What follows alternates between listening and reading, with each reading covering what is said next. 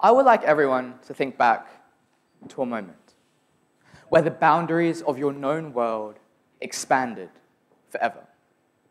A moment of total transformation. Fireworks sparkling in your mind because of a newfound understanding or realization. For me, that moment was when I found my tribe. Like-minded people who valued the same ideas as I do. But before we get into that, let's teleport a decade back in time, to 2007. The year the first iPhone was revealed, the final Harry Potter installment was released, and the BlackBerry was still cool. My friends and I huddled in a circle, eyes glued to the growing deck of cards in front of us. It was a chilly winter night in the suburbs of Sydney. 3 cards left in my hand, then 2, and then one last one.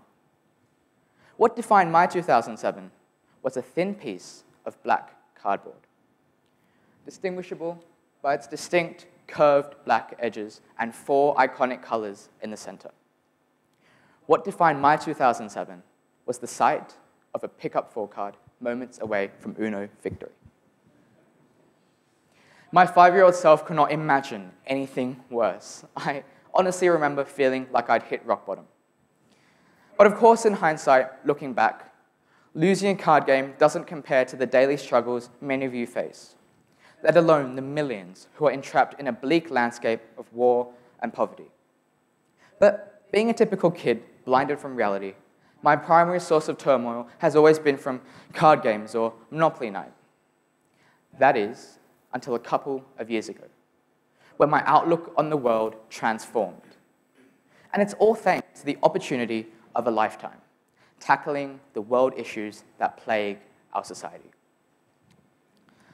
You can probably guess what's coming next. Perhaps I'll be proposing some radical solution to end world hunger, or a 3-step guide to solving the divisions that brew violence. Or, better yet, I'll teach each and every one of you today how we can all change our lifestyle to make this world a better place. Unfortunately, the keys to unlocking these utopias are buried beyond my reach. But what I do have are seeds. Seeds that have the immense potential of changing our global landscape.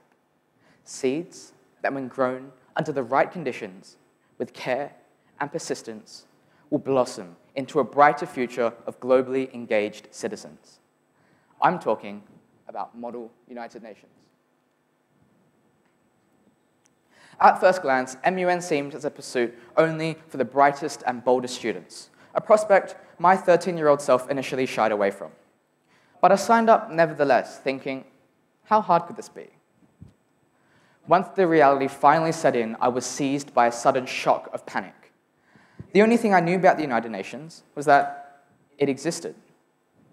So I was struck by a blizzard of burning questions and one that will forever be ingrained in my memory. How do a bunch of teenagers begin to solve global issues? And to be completely honest with you, answering this question has always been a challenge. MUN was an experience that I could never quite put into words. And yes, whilst I can't drag all of you to the next MUN conference, hopefully with the help of a little imagination, I can drag the MUN experience to you.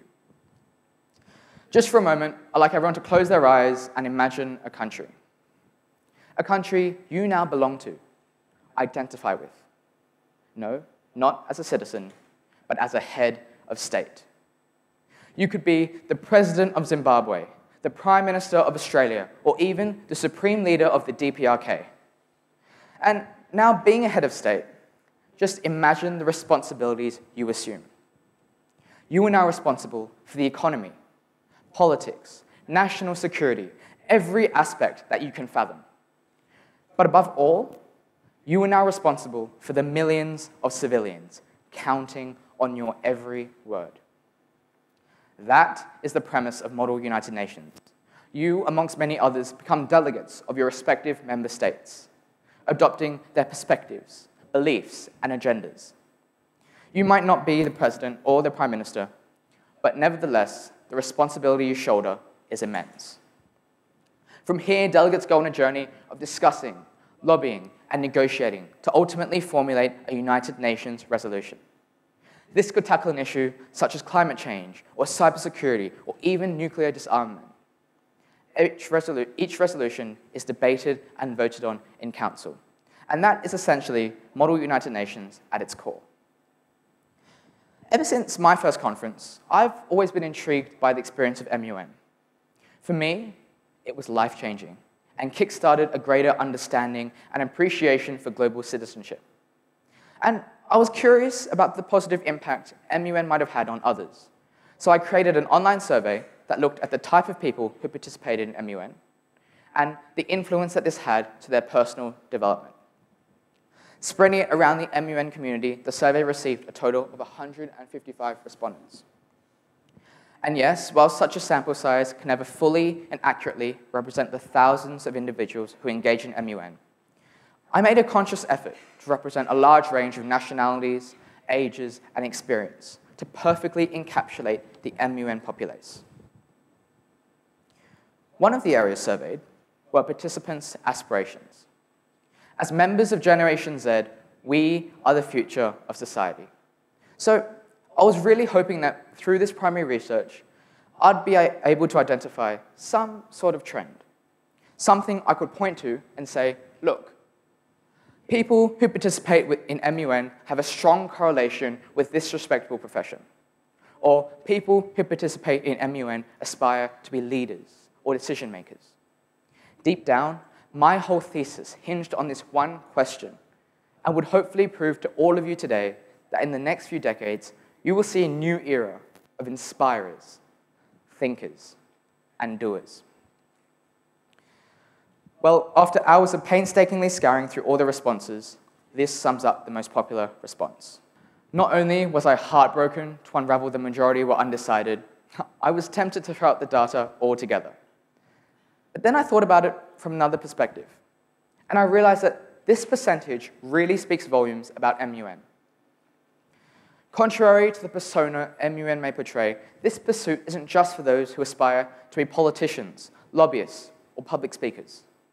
Regardless of whether you want to be a scientist, an engineer, a teacher, a barrister, or any one of 146 other professions, MUN instills logical reasoning, social skills, and creativity, among many other qualities through a holistic education experience.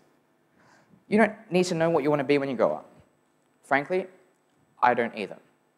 What MUN provides is an opportunity of discovering excitement, interest, and passion. The next area surveyed were levels of confidence, logic, and creativity. Respondents would simply select a number between 1 to 5 that best reflected these three facets before beginning MUN and now. 5 was the highest and 1 was the lowest, and the results gathered blew me away. In almost every single response, there was a clear improvement in all three facets. Let's take confidence, for instance. This represents the confidence levels of people before beginning MUN. There's a wide range represented, but the majority lingers around 2 or 3. What was most astonishing, though, was this. Of the 70 respondents who best identified with levels 1 to 2, only 8 of them chose level 2 to describe their current state, and no one selected level 1. And of course, there are plenty of external variables that could improve confidence over any period of time. But the truth stands that an experience such as MUN can cause the transformation from what we saw before to one where over 80% of people chose levels 4 or 5. And it's a similar story for both logic and creativity. With a significant shift from a level 1 to 3 majority to a level 4 to 5 majority. But of course, these aspects of human development are difficult to accurately quantify. So respondents were given the freedom to describe themselves qualitatively, what they were like before beginning MUN and now. And I have to say, of all the questions in this survey, this one struck with me the most. These descriptions transcended any numerical data that could be used to represent personal development and truly epitomized the diversity of people who engaged in MUN. Before beginning MUN, there were descriptions ranging from eager to shy. Some who were naive and others opinionated. People who were determined, yet frightened. But when describing themselves currently, having such an experience under their belt, the main themes that resonated were awareness, open-mindedness, and passion. Finally, 2 yes or no questions were posed, one of which was, do you identify as a global citizen? And in reply was this staggering response.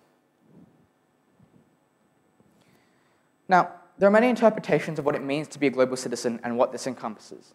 But regardless of who you are, one thing should be universal, and that is a personal interest in our world. To our credit, humanity has certainly progressed. More and more people are aware of what's going on in the world. More people are taking action to make this world a better place. More people care. And I have to say, I think that's the fundamental principle to global citizenship, caring for society. Because often the people we are battling are not those whom we share differences with. They provide new perspectives, question our motives, and help us work towards a brighter future. The one thing that presents the most friction to progress is apathy.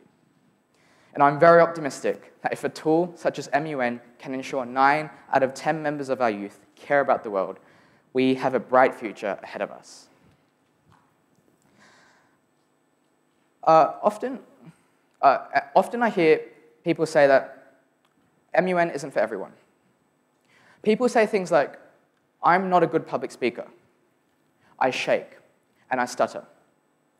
I don't know anything about global affairs, let alone how to solve them. I'm not creative or logical. I can't do this. Earlier, I described myself as a young, naive boy who couldn't begin to fathom the crises that our world faces. Today, I stand as a global citizen who cannot begin to fathom the boundless potential our future holds. You are the voice of tomorrow. But why wait till then? Let's be the voice of today. Thank you.